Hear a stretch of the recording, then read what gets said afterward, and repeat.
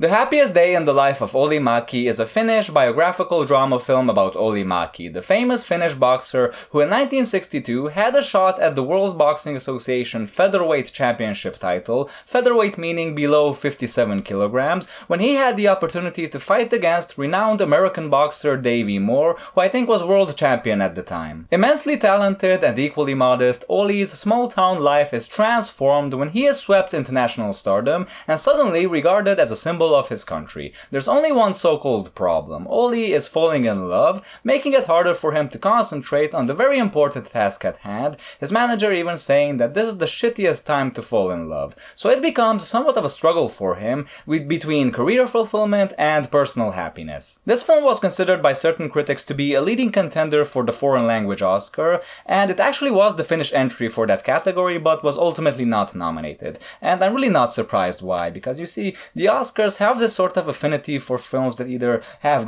great emotional moments incorporated in them, or feature like some sort of strong message about humanity, or feature characters that have to overcome some sort of extraordinary or remarkable obstacle, and they have all the odds stacked up against them, or something like that. And even though this film would seem to be something like that, the very typical boxing movie, it actually features none of that. This is about as simple and as low-key as you can make a film if you really want to get away with avoiding all stylizations and just present the story as bluntly as possible. And it's clear that the filmmakers intended that, and look, it actually did pay off. They actually did win the Un Certain Regard prize at the Cannes Film Festival last year. So, that's major right there. Main character Olli Mäki is a very good-natured, very modest, and just all-around simple everyman who really seems to be more than happy about all aspects of his life. He really seems to be happy about just simply being European champion. He doesn't feel the need to be world champion. He seems to be really happy and seems to be falling in love with his girlfriend,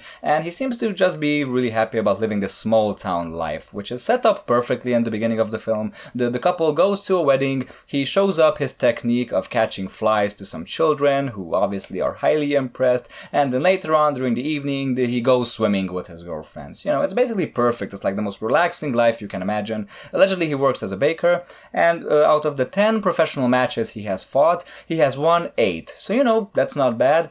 But his manager obviously feels the need to up the ante and to mention during a press conference that out of the 300 amateur matches he has fought, he has won many of them and he is in incredible physical shape.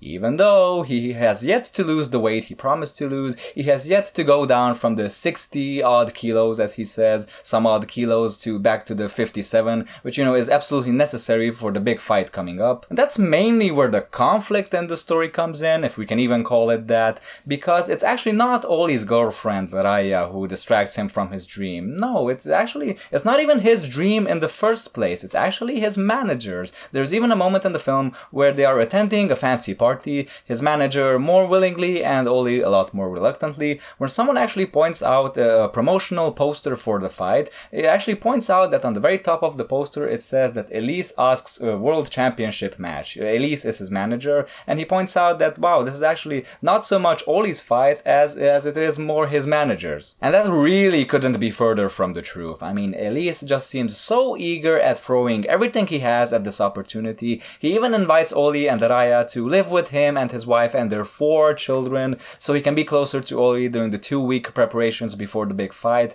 That would make sense, I guess, but the whole situation is just so awkward and embarrassing, and everyone can just see it. They have to evacuate the kids out of their rooms so they can put the couple in there because they have no place else to put them in the house.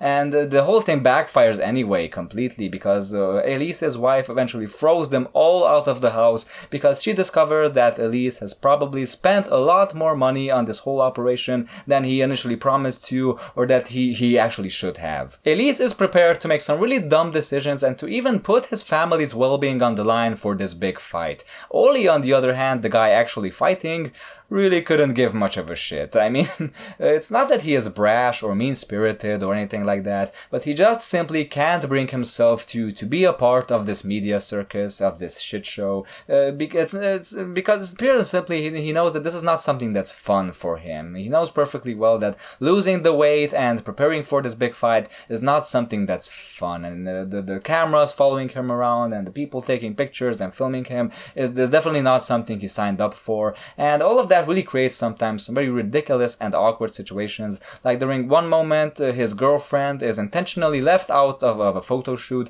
just so he can participate and be taken a picture with Miss Finland, who is a million times taller than him, and to make things even more really ridiculous and awkward and embarrassing, he has to stand up on a stool so he can look taller than she is, just so they can sell some merchandise, just so they can sell some posters.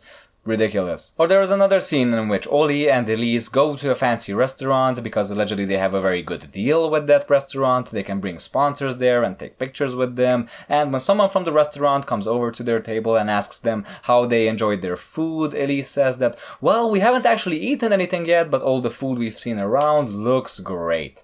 I mean, really? What a suck up. Not to mention that Olli really can't eat all that much because he has to lose the weight, so he just puts some butter on some bread. I mean, wow, making things worse for everyone. Or during another scene in which after they are kicked out of the house by Elise's wife, they go to the mansion of a certain sponsor to ask for some money, and Elise takes his little boy to the bathroom and then almost accidentally leaves him there, almost accidentally forgets him there. I mean, wow, he's the type of person who is just taking this thing so seriously and making such a big deal out of it, and then stressing himself so much that he actually makes it a lot worse for everyone else around him as well. And it just goes to show that it is really not the girlfriend, it's really not Raya who is a distraction for Olli. It's more her absence, actually. During a certain moment, she actually leaves. She goes back from Helsinki to Kokkola, to their small hometown, because she considers herself to be somewhat of a burden and a distraction for Olli's preparation. And it's actually then when Olli actually loses it and just one day just flees and just goes back to the town to visit his girlfriend, upsetting Elise obviously even more. And it just goes to show you the film is such a simple story about following your dream in a way in which you don't let others dictate what your dream should be. If your dream is something as simple as just living a peaceful life with the person you love, if you're lucky enough to have found that person you truly know you want to spend the rest of your life with, then you really shouldn't let anything stand in the way of that. And yeah, at its core, it is basically a boxing film, but it's pretty much the antithesis of a typical boxing film. I mean, it's lighthearted, it's not show-offy, it's very funny, it has a very typical Finnish humor. The scene in which they almost forget Lisa's small son in the bathroom, I thought it was very funny. So yeah, good performances, all around pretty good movie. And while we're on the subject, obviously my question to you guys is, what are some of your favorite boxing films? Don't forget to leave your comments down below in the comment section, and thanks for watching my review. If you enjoyed it, don't forget to like, comment and subscribe so I can see you later with other reviews. And until then folks, as always, stay cool, stay awesome, and goodbye.